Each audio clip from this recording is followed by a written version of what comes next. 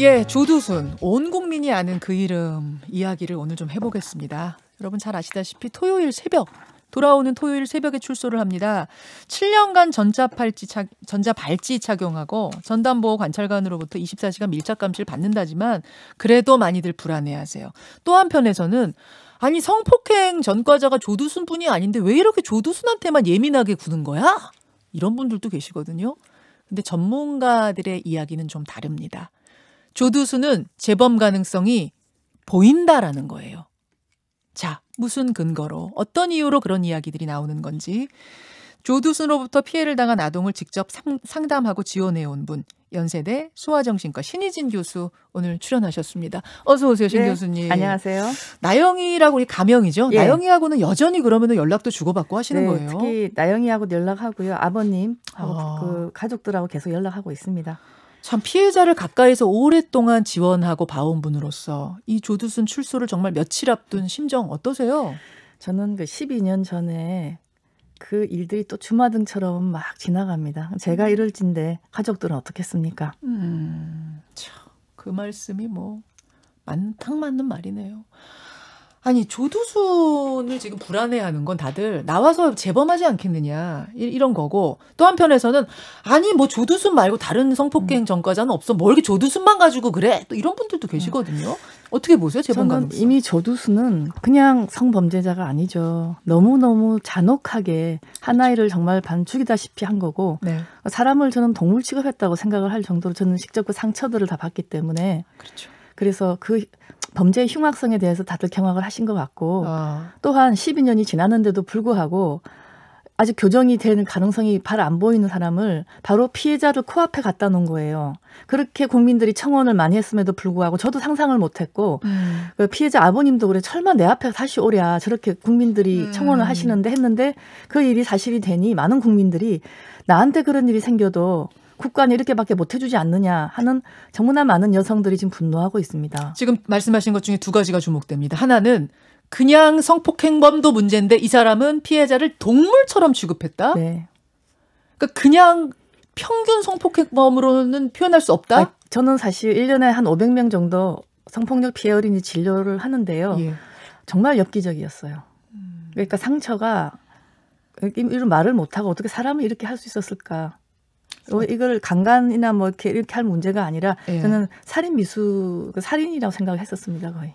그 조두순이 이 나영이 사건 벌어질 때쯤에 자신이 키우던 개한테도 학대를 했던 게 주목이 됐던 적이 있는데 예, 본인 자랑까지 하고 있는데 바로 이제 그 폭력성은 똑같은 거예요. 술을 조금 먹고 충동성이 나오면은 상대방이 어떤 고통을 느낄 것인지에 대해 전혀 공감을 못하는 성격이거든요. 예. 그러니 술만 조금만 먹고 그러면 아이한테 하든 동물한테 하든 동물한테도 뭐 엄청 잔인하게 한 거죠. 그냥 그래서 동물도 생명체잖아요. 예. 이 사람은 생명체 자체에 대한 그 고통에 대한 공감이 안 되는 사람 같아요.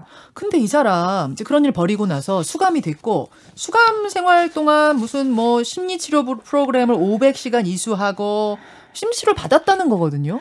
그래서 저는 그 심리치료가 심리치료일까에 대한 의문이 있어서 정말 알고 싶었는데 겨우겨우 구해가지고 한 장짜리 요약한 걸 봤어요. 예. 그거는 치료라고 붙이기는 곤란하고요. 교육이죠. 우리가 흔히 심리치료라고 하려면 어느 정도로 나와야 되냐면 예. 이 치료를 하고 효과성을 검증을 하는데 그 효과성이 3년 지속돼야 돼요. 효과성이. 그럼요. 근데 그런 어떠한 효과성 검증이 안 돼 있는데 이것을 가지고 뭘 가지고 하면 두 번째 성범죄자라 하면 조두순처럼 이런 스타일도 있고 네. 또 여러 가지 개 안엔 다양한 그룹이 있어요. 그러면 네. 그 사람이 유형에 맞춘 그 치료를 해야 돼요. 예를 들면 조두순 같은 경우는 이건 저 같으면은 이 사람 충동 조절 정말 안 되고 상대에 대한 공감이 없고 끝까지 나는 술 먹어서 기억 안 난다거든요. 네. 그러면 처음에는 이 부인부터 깨야 돼요. 내가 잘못했다를 깨고 두 번째 자기가 한 행위에 대해서 이 아이가 얼마큼 다쳤는지를 실은 바로 보여줘야 돼요. 네. 이런 식으로 부인부터 깨야 되는데 제가 본 그 프로그램에는 전혀 그게 없었거든요. 그래서 이런 식으로 교육하는 것을 치료라고 부르면서 550시간을 한들 네. 무슨 소용이 있을까? 그냥 성교육이에요. 예. 성교육. 그래서 저는 이거를 어떻게 치료라고 할 수 있나 하고 놀랐습니다. 자, 이제 그렇게 보시는 거고요. 그러면 그 수감 생활 중에 보이는 행동들 지금 동료 재소자들 통해 증언이 나오고 있는데 그걸 보면서도 이 사람은 이대로 위험하다는 생각이 드신 분들이 있습니까? 정말 그분들의 증언이 다 사실이라면요. 제가 예전에 12년 전에 피해 어린이가 겪는 재판 과정을 통해서 전 조두순을 이렇게 간접적으로 참 걱정을 많이 했거든요. 그때랑 똑같은 거예요. 예를 들면은 성욕이 과잉하고 네. 그것을 행동화하고 심지어 자유행위도 했다는 거 아닙니까? 사람들 앞에서. 감옥에서. 그걸 지금 증언을 하는데 정말 그게 사실이라면 전 정말 걱정이 많이 돼요.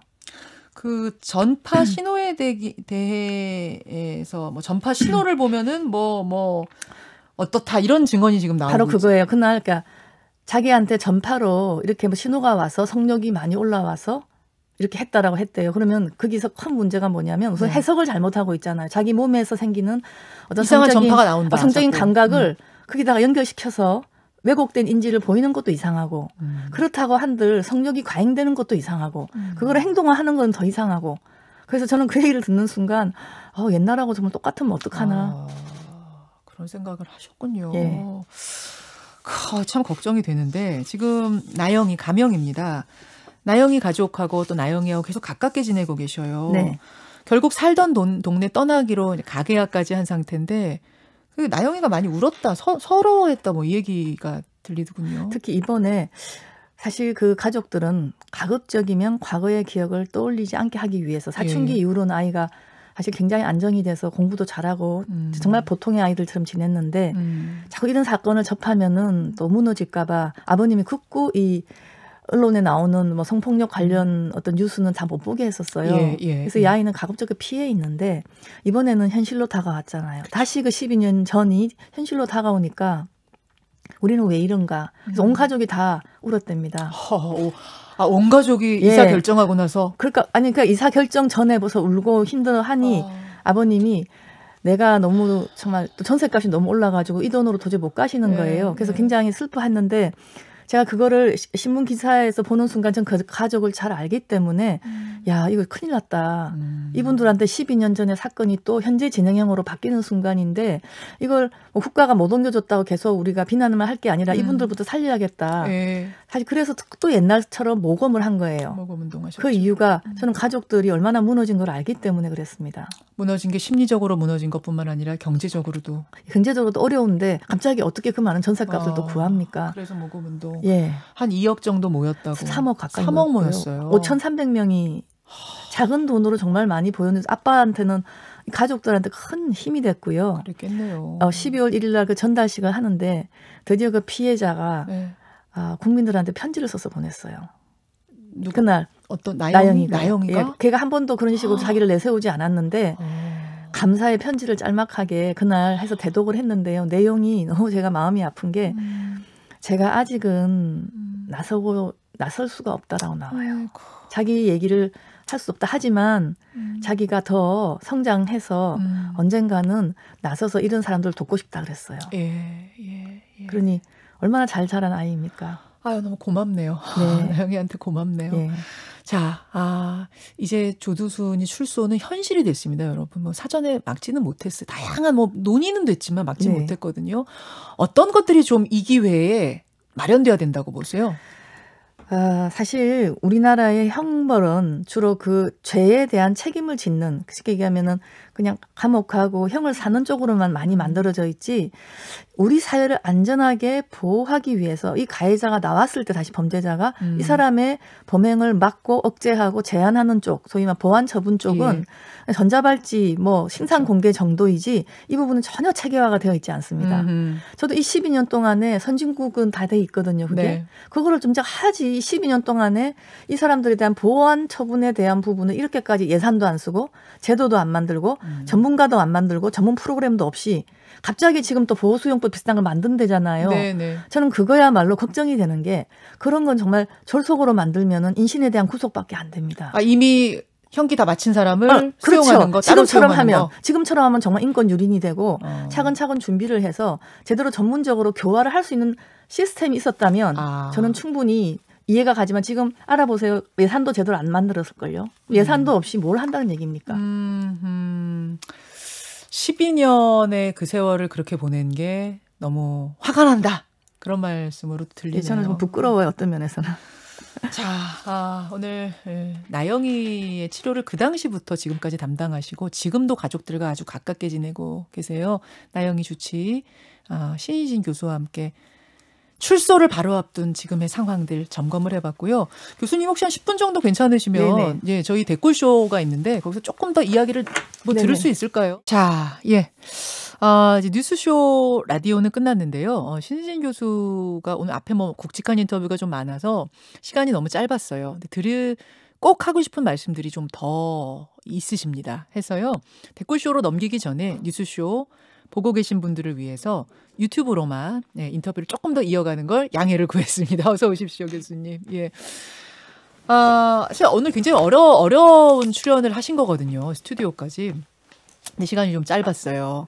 저는 참 궁금한 게 많아요. 네네. 제가 이제 가명입니다만 나영이 사건을 워낙 그때도 제가 진행을 하고 있었기 때문에 워낙 관심 있게 쭉 지켜봐왔고 최근에는 근데 그 아버님도 이런 것에 대해 말씀하는 걸 어려워하시더라고요.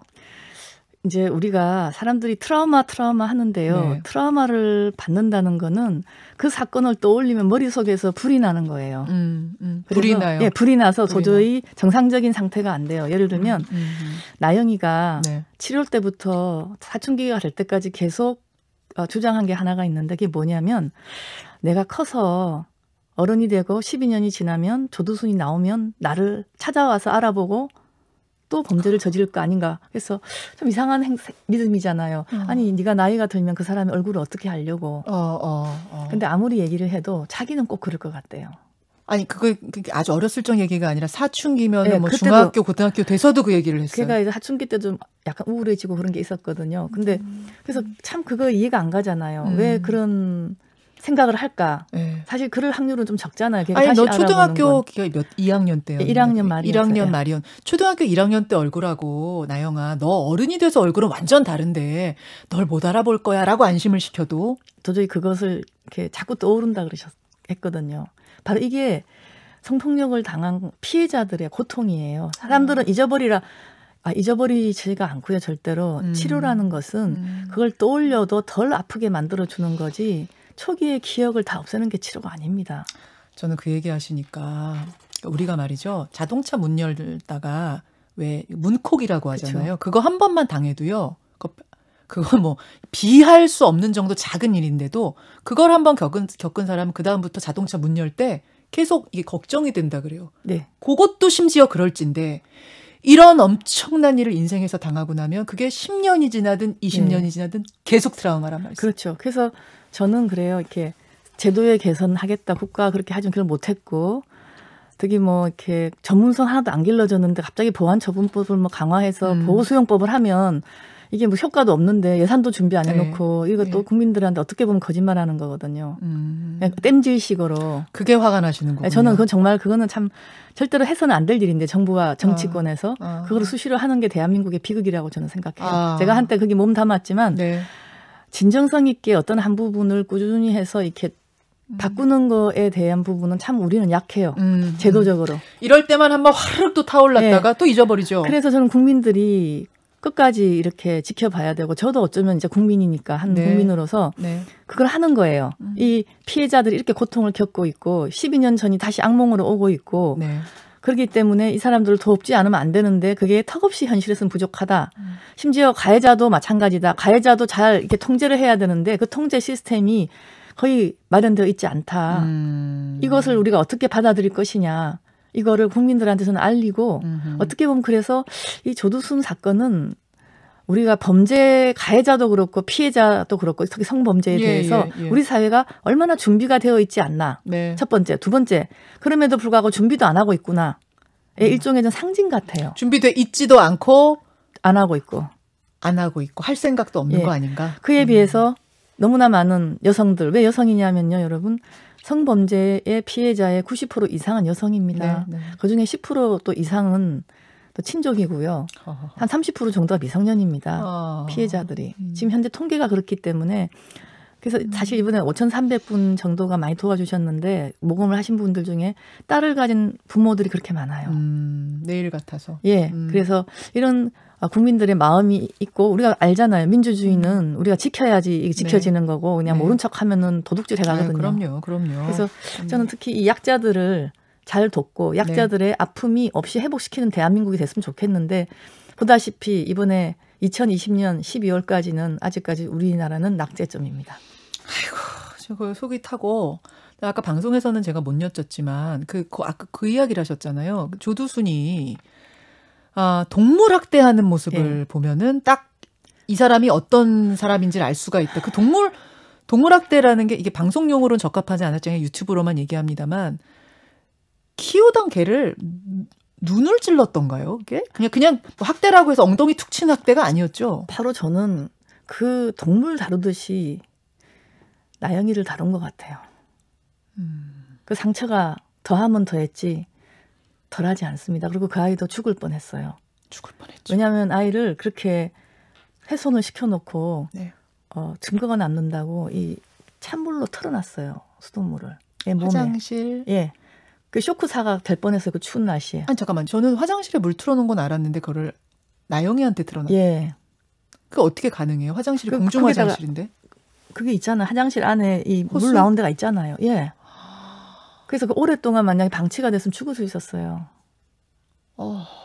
그러니까 그 동물한테 잔인하게 한 거나 이 아이한테 잔인하게 한 거나 제가 볼 때 동급이거든요. 그러니까 뭔가 스트레스 받으면 술을 먹고 나면은 이성이 없어지면서 굉장히 동물보다 못한 잔인한 짓을 할 수 있는 그런 행위를 한 사람이었고 그리고 벌써 전과도 꽤 많아요. 그 전에. 그래서 정말 특 A급의 어떻게 보면은 재범 가능성이 높고 충동 억제가 안 되는 범죄자일 가능성이 정말 많거든요. 그렇기 때문에 국민들 입장에서 당연히 야, 이런 사람을 어떻게 하냐. 그래서 어떤 분들은 평생 감옥에 있게 해야 된다. 하지만 아직 그게 되지 않지 않았습니까? 그렇죠. 15년 그 처음에 검찰이 구형한 것도 작지만 그걸 또 음주강경이라고 12년을 한 거는 더 기가 막히고 그 이후에 또 항소도 안 했습니다. 검찰이. 그러니까 이미 그 법정이나 이 검찰 단계에서도 어떻게 보면 하찮게 다뤄진 거거든요. 문제가 많았죠. 근데 나중에 우리가 한참 후에 알았을 때는 되돌릴 수가 없고 재판 끝났으니까. 그렇죠. 그게 이 사건을 더 한스럽게 만드는 지점이죠. 자, 오늘 여기까지 좀 말씀을 나누도록 하고요. 신 교수님 계속 나영이 가족들 이렇게 관심 가지고 지켜주셔서 제가 대신해서 감사의 말씀 드리고 그리고 제2, 제3의 나영이가 많거든요. 그 아이들 제발 그 피해를 가볍게 할 수 있도록 지금 제도가 없습니다. 오히려 가해자들은 직업훈련도 해주고 하는데요. 피해자들을 정말 살리는 거는 너무 약해요. 그 부분에 우리가 다 관심을 가져줘야 될 것 같아요. 아직은. 너무 감사합니다. 이 관련해서 오늘이 끝이 아니고 제가 또 인터뷰로 모실게요. 이야기를 우리가 계속 화르륵 끓고 말지 말고 계속 좀 이어갔으면 좋겠습니다. 오늘 대단히 고맙습니다. 감사합니다. 연세대학교 신의진 교수, 나영이 주치의입니다. 이야기를 함께 했고요. 뉴스쇼는 이제 여기까지 하겠습니다. 오늘 댓글쇼로 유튜브 이어가시고 오늘은 이제 세실레오 팀이 밖에서 기다리고 계세요. 함께 댓글쇼 함께 하시죠. 저는 신 교수님하고 같이 빠지겠습니다. 여러분 대단히 고맙습니다. 저는 내일 뵐게요. 김현정의 뉴스쇼는 청취자 여러분의 참여로 이루어집니다. 트위터, 페이스북, 레인보우 게시판 그리고 단문 50원, 장문 100원의 유료 문자 샵 1212, 우물정 1212 통해 참여하실 수 있습니다. 김현정의 뉴스쇼 여러분과 함께 만듭니다.